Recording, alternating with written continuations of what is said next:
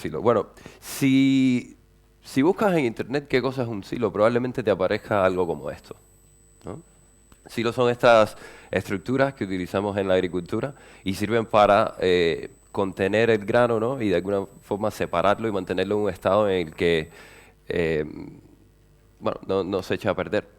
Y hemos estado utilizando este término para referirnos a algo que ocurre dentro de nuestras organizaciones que funciona de forma similar, ¿no? Se crean estas barreras invisibles que no nos permiten colaborar y que de alguna forma están conteniendo a las personas dentro de la organización.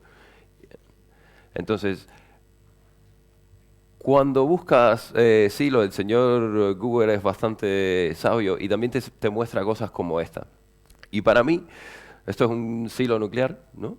Y para mí esto representa el tema de los silos de forma bastante efectiva, porque muchas veces nos olvidamos del poder destructivo que tienen, ¿no? Muchas veces olvidamos que cuando entramos en estas guerras de silos, pues no nos damos cuenta hasta muy tarde de qué es lo que hemos hecho, qué es lo que ha ocurrido, ¿no? Y cuando entramos en estas guerras, donde de cierta forma tú eres el problema y para ti yo soy el problema, perdemos de vista que al día de hoy en nuestras organizaciones los puntos donde más valor podemos aplicar, donde más valor podemos encontrar y donde más podemos sacar resultados, no son dentro de nuestros propios silos, no son optimizando lo que ya tenemos, sino en ese espacio intermedio, en ese espacio que no es responsabilidad de nadie, ¿no? Esto me recuerda, de hecho, hablar con uno de los CEOs que es cliente nuestro y me decía, "No, es que actualmente la organización es como si fuesen 5 empresas distintas. Cada departamento va a su bola y se están unos a los otros intentando matar, ¿no?". Entonces, si este es el punto donde más valor podemos encontrar, si estos son los puntos donde realmente podemos ganar más, ¿qué es lo que estamos haciendo?, ¿no? Bueno, mi nombre, para los que no me conocen, es José Enrique Rodríguez. Soy consultor en Smoking Brains, una consultora en Barcelona y que precisamente se dedica a ayudar a enfrentar este tipo de retos, ¿no? Cambio organizacional, equipos altamente productivos, digamos. Y personalmente los silos me fascinan, porque para mí son un poco como los gremlins, ¿vale? Sí. Al principio es así como Gizmo, ¿no? Ay, lo necesitamos, no hace falta, tal. Pero como no te, como no te preocupes de ellos, pues se empiezan a multiplicar, ¿no? Y si ya los dejas a su bola y comen después de las 12 de la noche, pues lo que tienes es un problemón entre manos, ¿no? Ahora bien, si estos hilos tienen estas características, ¿no? Pueden ser buenos, pero también pueden ser terribles. ¿Cómo hacemos, ¿no?, para identificar que nos estamos yendo al extremo que no queremos ir, ¿no? Y la respuesta es muy sencilla. Si al final nos están conteniendo, la primera indicación de que estamos dentro de silos que no funcionan es precisamente las barreras, ¿no? Esas barreras que nos dicen algo va mal, ¿no? Vamos a hacer un test muy rápido. ¿Cuáles son los síntomas? Levantad la mano si pueden identificar dentro de vuestras organizaciones al día de hoy alguna de estas cosas. ¿Sí? Levantad la mano si ven alguna de esas. ¿Sí? Vale. La mayoría. ¿Mm? A día de hoy todavía no he encontrado una organización donde no se encuentre alguna variación de esto, ¿vale? Estas barreras, por suerte, han sido bastante estudiadas, ¿vale? Esa lista, que no pretende ser súper exhaustiva ni nada por el estilo, es solo una pequeña parte de unos estudios de un tipo que se llama Morten Hansen, ¿vale?, de Harvard. Y precisamente una de las cosas que encuentra él dentro de sus estudios es que estas barreras a la colaboración, estos temas que no nos permiten trabajar de forma efectiva, los podemos clasificar como en 4 grupos fundamentales, ¿no? Por una parte tenemos el hecho de que la gente no pida ayuda, ¿vale? Lo contrario también, ¿no? Pido ayuda, pero los otros no me la prestan. Y luego hay otra serie de temas, como por ejemplo, cómo transferimos esa información o ese know-how o temas similares, ¿vale? Ahora bien, sabemos identificarlos, pero ¿por qué ocurren? ¿Por qué se crean estas barreras? ¿Sí? Cuando pensamos en una organización, generalmente pensamos en este estilo de diagramas, ¿no? Muy sencillo, Tenemos jerarquías, las jerarquías son malas, por lo tanto, aquí hay un silo, aquí hay otro silo, y así es como nacen los silos. Y aunque puede que haya algo de razón en ese sentido, la organización es mucho más compleja que eso, ¿vale? Nuestra organización está dividida en capas distintas y hay conexiones distintas. Esas conexiones, por una parte, tienen que ver con la creación de valor, cómo gente que está dentro de distintas partes dentro de la organización se junta para producir lo que haga falta, pero también hay una serie de relaciones que no tienen nada que ver con la jerarquía, que no tienen nada que ver con la creación de valor, son sencillamente pues, las conexiones humanas que hay entre la gente. Entonces, cada una de estas capas está bajo la influencia de ciertas fuerzas, ¿no? Fuerzas que son un poco como la gravedad, están ahí pero no las puedes ver, ¿no? Pero sí que ves los efectos. Vamos a ver a qué nos referimos con esas fuerzas. Estas fuerzas pueden ser internas, pueden ser externas, puede ser el cliente pidiendo de cosas, puede ser optimización interna, ¿vale? Hablemos de tres de ellas en particular, que considero que son bastante ilustrativas y hablemos un poco de cómo afectan a la organización. La primera que me gustaría... disculpa.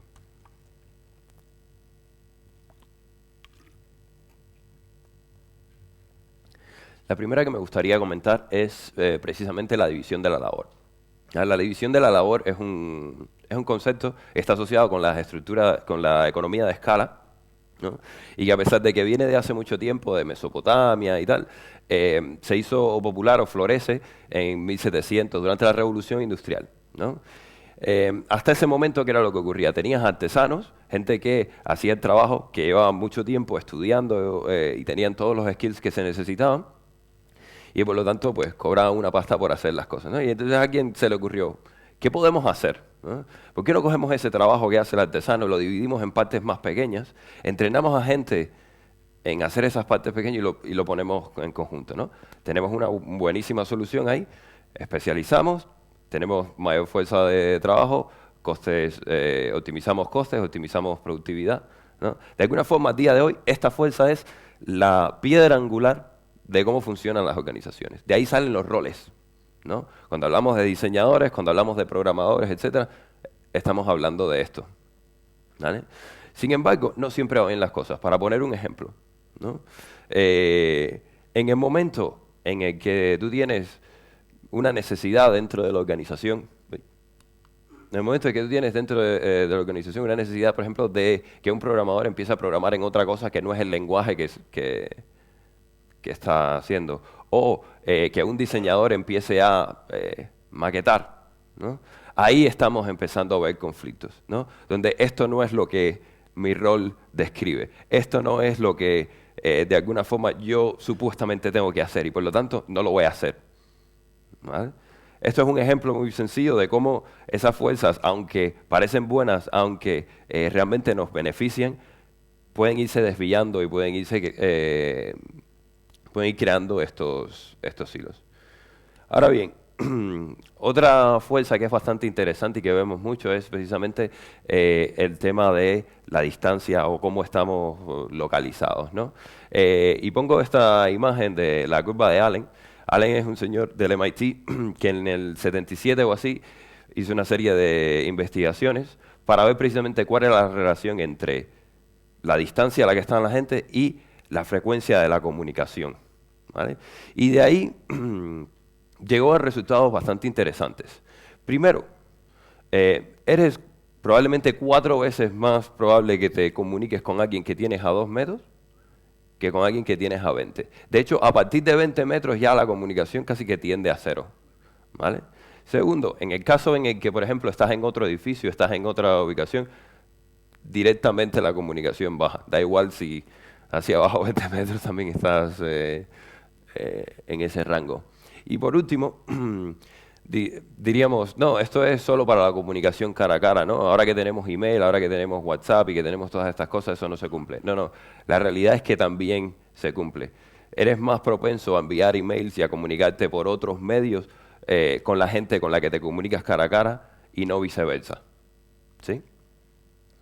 Entonces, una cosa que hemos visto, por ejemplo, en nuestros clientes, Hace un tiempo esta organización eh, se reúnen los roles y dicen, "Hostia, tenemos la necesidad de compartir conocimiento entre roles, ¿no? Estamos trabajando por equipos y eso está bien, somos muy efectivos y tal, pero creo que si nos sentásemos todos los desarrolladores juntos, si nos sentásemos todos los diseñadores juntos y todos los front juntos, pues compartiríamos más entre nosotros y seguiríamos trabajando en equipo, ¿no? Eso tiene todo el sentido del mundo.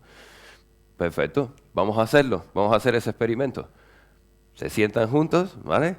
Y al cabo de 6 meses, los propios equipos estaban pidiendo, no, no, no, vamos a virarlo para atrás. Vamos a virarlo para atrás porque, uno, lo que pensábamos que iba a ocurrir, no está ocurriendo. O sea, no estamos transfiriendo conocimiento entre roles. Lo tenemos sentado al lado, pero sí, hablamos de te traigo café o no, pero no está ocurriendo esa transferencia de conocimientos.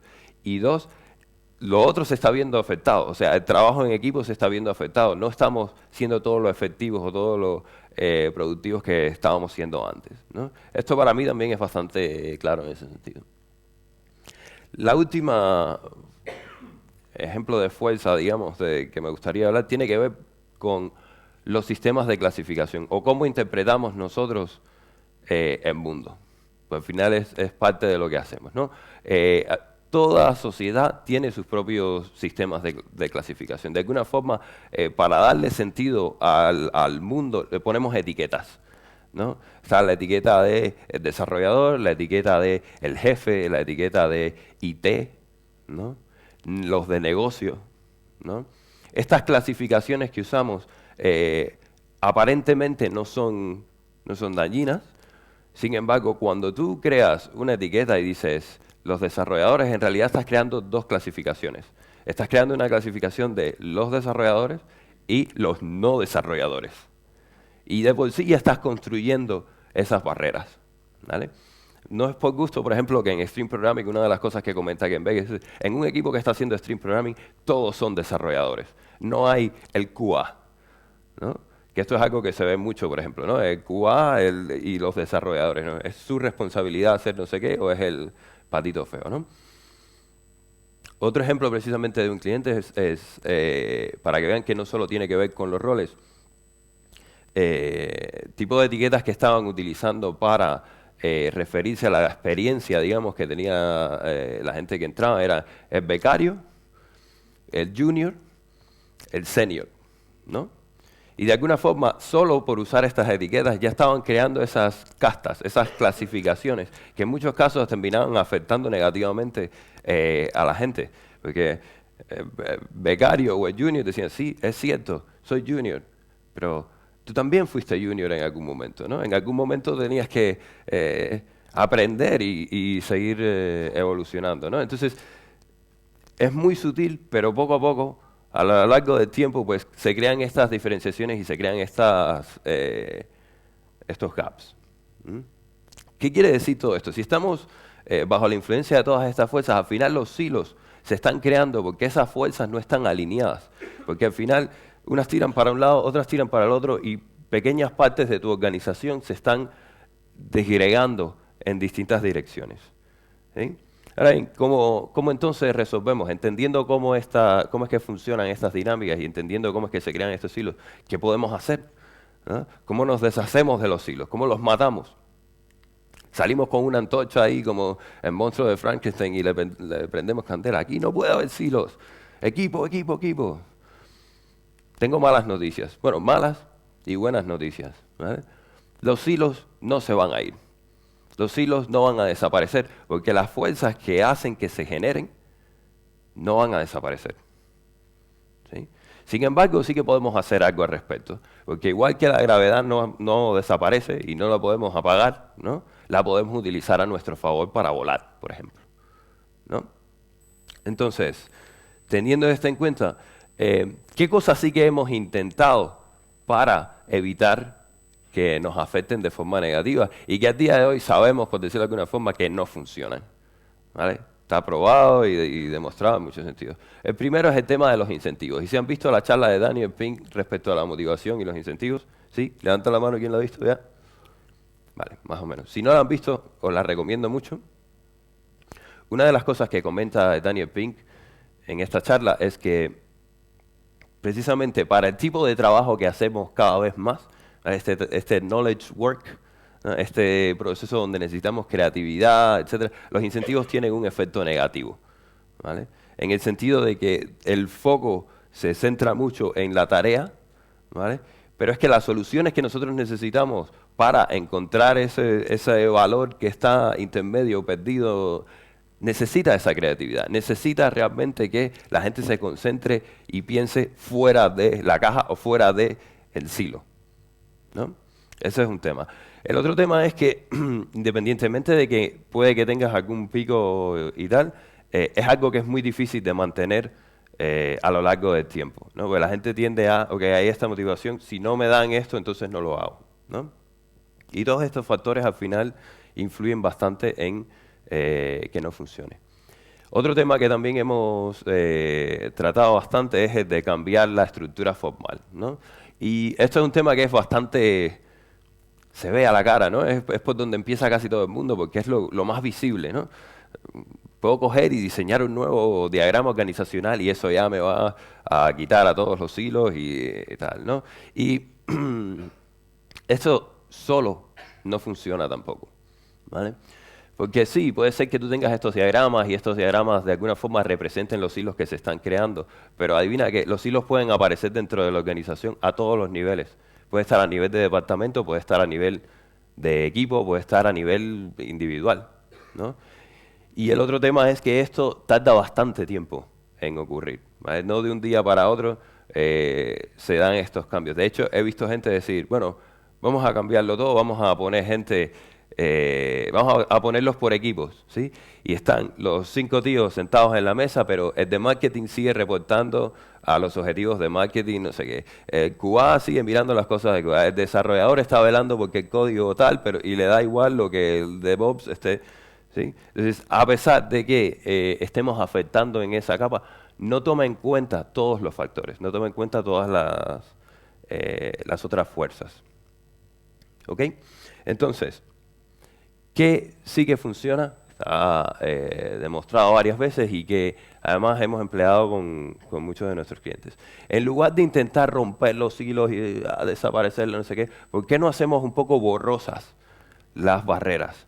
En lugar de estar tan definido que dónde está, vamos a intentar hacerlo un poco más borroso, ¿no? O sea, no diluir la función, o sea, la especialización es guay, pero la parte de la responsabilidad o hasta dónde llega mi responsabilidad es lo que queremos mirar. Y esto en particular, al final lo que busca es precisamente que de esos 2 puntos en los que nos concentramos, empecemos a hablar de la zona intermedia, porque precisamente no hemos hablado de la zona intermedia porque estábamos dentro del silo y estaba muy bien definida cuál era esa barrera. Entonces, buscando de esta forma, pues encontrar esas oportunidades y ese valor. Ahora bien, ¿de qué forma se puede implementar esto? La primera forma es los datos. Y en particular, aquí tengo un caso que ilustra bastante bien, y es que esto es un departamento que da servicio al resto de la organización y están divididos en dos grupos. Bueno, por aquí a quien será. Divididos en 2 grupos. Los front office y back office, ¿no? Front office tiene que lidiar con todo lo que son los clientes internos de la organización. Back office habla con los proveedores, los distribuidores, etcétera. ¿Vale? Y en este caso una de las cosas que hicimos, y creo que fue una de las más poderosas, fue enseñarles con la información que ya estaba, hacerla visible y explícita, cómo estaba afectando el comportamiento que estaban teniendo esas divisiones en el resultado final como departamento o en el servicio final que estaban presentando como departamento. Solo el tener a mano esta información, solo el poder verlo y ya generó preguntas, generó precisamente lo que quieres, ¿no? Que al final empecemos a hablar de cómo podemos coger esas oportunidades, cómo podemos aprovechar ese valor que hasta ahora no habíamos pensado. ¿Sí? La otra forma también de utilizar esto que nos dé ventaja es trabajar precisamente las estructuras informales dentro de la organización, porque las estructuras informales dentro de la organización ayudan a cortocircuitar aquellas partes, la burocracia, la jerarquía, los procesos que no están siendo efectivos. Cuando yo tengo un problema con una factura, en lugar de seguir el canal de se lo digo a el project manager para que hable con no sé quién, lo que hago es llamar a mi amigo Ramón en contabilidad y decirle, Ramón, ve acá, ¿cómo tengo este problema? ¿Con quién tengo que hablar? ¿Me puedes poner en contacto? ¿Verdad? Y somos mucho más efectivos, somos mucho más rápidos. Pero eso no sería posible si no existen estas relaciones, ¿vale? Entonces, ¿cómo se puede llevar eso a cabo? Hay muchas formas, ¿vale? Hay compañías como Facebook y King y tal que tienen sus procesos de bootcamp en el cual cuando entra alguien, pues parte del training es tenerlos a todos juntos, seas de marketing, seas desarrollador y tal, y durante ese tiempo se están trabajando esas relaciones. De forma que cuando tú sales de ahí y te vas a marketing y te vas a desarrollar, etcétera, sigues manteniendo esos lazos. Tenemos en conjunto ese principio y luego trabajamos la relación. Hay otra forma también que utiliza mucho la gente, que es precisamente hacer rotaciones internas dentro de la organización, donde durante X tiempo o te vas a trabajar a otra sucursal o te vas a trabajar a otro departamento, ¿vale? Y hay una que para mí está súper infravalorada y es precisamente el tema de compartir en entornos que no son laborales. Irte a comer con la gente, hacer unas birras, etcétera. Todos estos momentos en los cuales tienes oportunidad de crear relaciones con la gente, pero que no son relaciones directamente de trabajo. ¿Okay? ¿Qué más funciona para trabajar esto de los hilos? Y parece como muy de sentido común, ¿no? Pero, ¿por qué no alineamos todas estas fuerzas? ¿Por qué no alineamos todos estos vectores organizacionales? ¿Vale? Y de alguna forma lo que estamos buscando con alinearlos detrás, ya sea de un propósito común, visión, objetivos, todas estas cosas que utilizamos pero no están del todo alineadas, es crear un efecto como el del sistema solar, ¿no? Entonces, tienes un montón de planetas que al final están girando alrededor de algo común que también se está moviendo en una dirección, ¿vale? Entonces, de alguna forma, se trata de eso, se trata de poner esas fuerzas en un estado de balance que les permita moverse. Ahora bien, esto parece como muy sentido común y tal, pero hay que entender un poco cómo es que funciona y por qué es que funciona. Y en particular esto funciona porque va muy a nivel personal, va de cómo describimos nuestra propia identidad como persona y como seres humanos, ¿vale? Mi identidad no es una única cosa. Yo solo soy desarrollador, no, ¿verdad? Yo soy desarrollador y soy hermano y soy cubano y soy, ¿no? Entonces, todas estas cosas que de alguna forma son etiquetas, estas clasificaciones, ¿no? Y que están relacionadas con lugares que yo ocupo dentro de la sociedad, ¿vale? Es lo que yo llamo mi identidad. Y a su vez están priorizadas, ¿no? Soy más de una cosa que de otra. O sea, yo me siento más tal. ¿No? Entonces, esta forma en que se construye la identidad, esta forma en que de alguna forma nos definimos a nosotros mismos, es súper importante porque en el momento en el que tú coges y planteas un objetivo común, un enemigo común, lo que haces es que le das la oportunidad a la gente de conectar a nivel de identidad, ¿vale? Y en ese momento ya no somos José y Carlos. No, no. En ese momento somos el equipo proxy resolviendo este problema, ¿vale? En ese momento somos el departamento de marketing resolviendo o llegando a este objetivo. En ese momento somos la organización compitiendo contra Nike, compitiendo contra quien sea, ¿no? Entonces, este proceso de, vamos a llamarle, igualar las identidades es súper poderoso. Permite crear esos lazos y perduran el tiempo, ¿vale? Por eso vemos, por ejemplo, equipos que después de haberse disuelto, la gente todavía sigue pensando, no, yo soy proxy hasta la muerte, ¿no? Yo soy, siguen teniendo ese sentimiento. Ahora bien, a nivel de llevarlo a la realidad, hay una herramienta que utilizamos bastante que es precisamente el Strategy Map. Y el Strategy Map viene también de Harvard, unos señores Kaplan y Norton, desde el 94 o así, estudiando bastante este tema, ¿vale? Es una herramienta que permite no solo analizar la estrategia de tu organización y entender los objetivos, los KPIs, etcétera, etcétera, sino la relación que hay entre esos objetivos, ¿vale?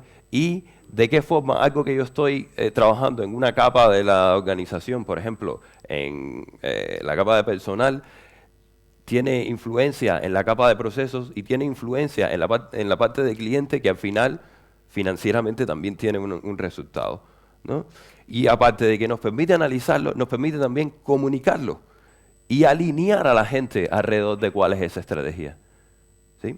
Por eso es tan poderoso. Ahora bien, hemos hablado de un montón de cosas, ¿sí? Y hay tela. O sea, no son estas las únicas fuerzas que están afectando a la organización. Si algo se van a llevar de la charla, me gustaría que fuesen esto. Lo primero es que las oportunidades a día de hoy, en las cuales realmente pueden aportar valor a la organización y se puede marcar una diferencia, no pertenecen a nadie, están ahí for the taking, ¿sí? Cualquiera puede ir y cogerlas. Trabajando los hilos podemos lograr eso. Trabajando, entendiendo estos factores y cómo funcionan, podemos aprovecharlos y sacarles todo el jugo que puede sacarle, ¿vale? ¿Por qué? Porque los hilos no van a desaparecer. Los hilos están aquí y se van a quedar. Esas fuerzas no van a desaparecer. Sin embargo, sí que podemos hacer cosas para trabajarlo, hacer cosas para utilizarlas a nuestro favor. En particular, hablamos de dos cosas. Hablamos de borrar las fronteras entre los hilos para que eso permita llegar al medio y tener esas conversaciones que necesitamos tener. Y, por otra parte, alinearlos. Alinear todas estas fuerzas que están constantemente dentro de la organización para llegar a donde queremos llegar, para lograr ese objetivo común, ese propósito, esa visión dentro de la organización. Entonces, de alguna forma, no tengamos gremlins corriendo por la cocina y ¿no? Creando todo el desbarajuste. Vale, pues muchas gracias.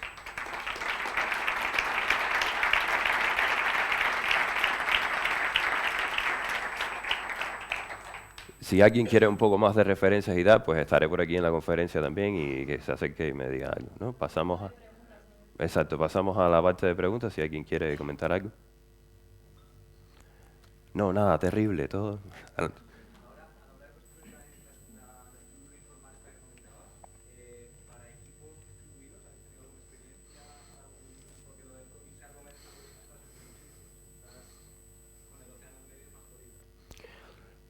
Ahí hay retos mucho más grandes, ¿vale? Una de las cosas que constantemente la gente hace para precisamente intentar romper eso es los traes a todos y los pones juntos. Exacto. Y hay compañías como Buffett, por ejemplo, que esto lo hacen de forma regular. Hay gente que una vez al mes lo hace. Depende, obviamente, de las posibilidades que tengas para hacer eso, ¿no? Pero, digamos, sí. Por aquí él lo había levantado primero, sí. Sí.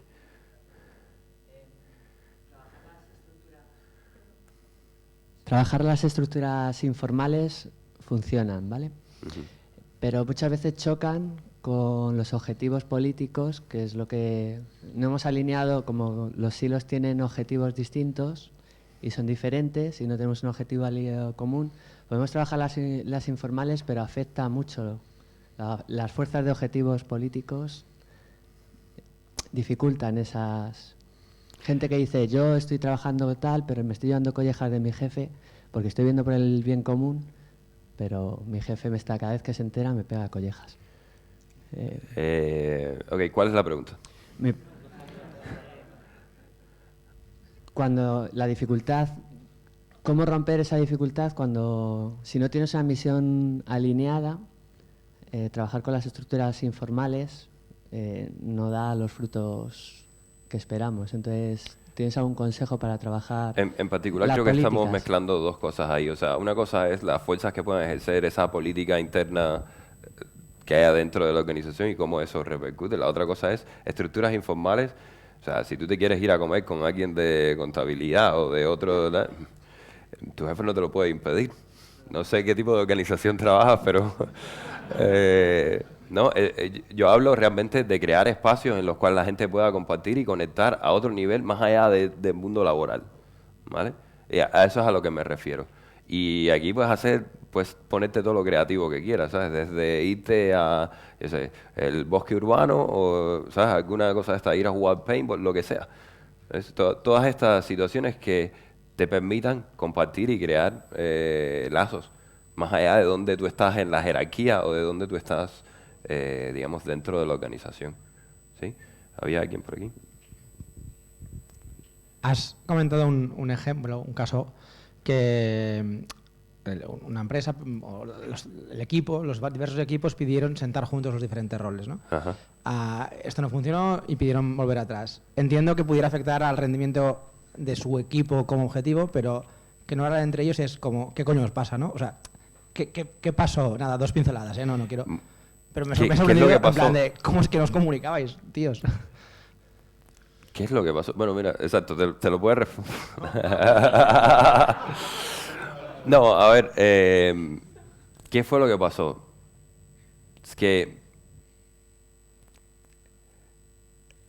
para mí, realmente lo que había detrás de eso es que no había una alineación real en cuanto a por qué se estaba haciendo el cambio. Se creía que realmente iba a ocurrir esto de la transferencia de conocimiento y tal, solo no, nos sentamos juntos, ¿no? Y un poco lo que hablaba de cambiar la estructura y tal, y esto ya funciona, ¿no? Si hacemos un diagrama nuevo ya se resuelven todos los problemas. Pues un poco la misma mentalidad, ¿me entiendes? Cuando al final, para que eso ocurra, es un proceso un poco más largo y realmente hay que hacerlo de forma consciente. Entonces, para mí, el fallo fundamental fue eso, porque podían, sinceramente, creo que podían haber estado sentados juntos, porque la distancia tampoco era tanta, estaba sobre los 20 metros, ¿no? Conocen la oficina, vale.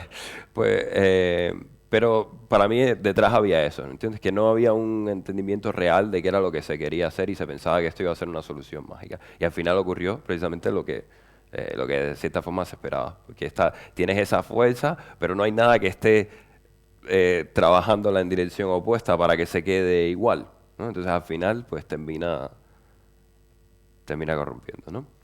¿Qué más?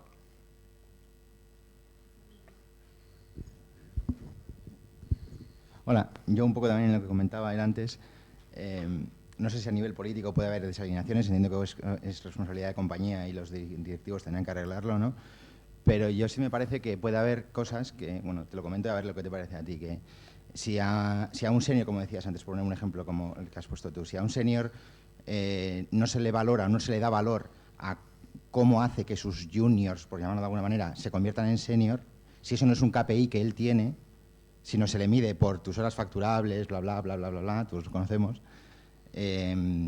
ahí yo creo que es una barrera que podemos hacer todo lo que quieras a nivel personal de irte a comer con quien te dé la gana, pero yo creo que no sé hasta qué punto la responsabilidad que podemos tener cada uno de nosotros es tan pequeña comparada con lo que la compañía misma puede hacer que realmente se quede en nada. Vale, la pregunta entonces es, ¿qué cosa? Cuando hay una fuerza mucho mayor, como puede ser esas DPOs o esos KPIs que te están tirando para un lado, ¿no? Sí, Y la tú quieres colleja, hacer la otra... colleja que decía él, ¿no? O sea, ¿Sí? si yo estoy, un senior está ayudando a un junior y el jefe de turno pasa y te mira mal porque no estás facturando, no estás trabajando, no estás ayudando, no sé qué estás hablando con él, eso es una fuerza mucho mayor que el irte a comer con ese junior porque te puede acabar generando un problema a ti. O sea, entonces tienes una Para fuerza trabajar enorme. cosas para hacer cosas de, digamos, ser de agente de cambio y cómo puedes aprovechar todas estas cosas, lo que os recomendaría es que vayan a la charla del compañero que está ahí atrás, Evgeny Talar, precisamente se llama 007 Agente de Cambio y va a tratar algunos de estos temas, creo que mucho más en detalle, ¿vale? Porque al final sí es una fuerza mayor, pero desde luego hay cosas que puedes hacer tú y no quemarte en el intento, ¿vale? Pues intentaré ir, entonces, gracias. Vale, gracias. Sí, ¿alguien más? Vale, pues muchísimas gracias.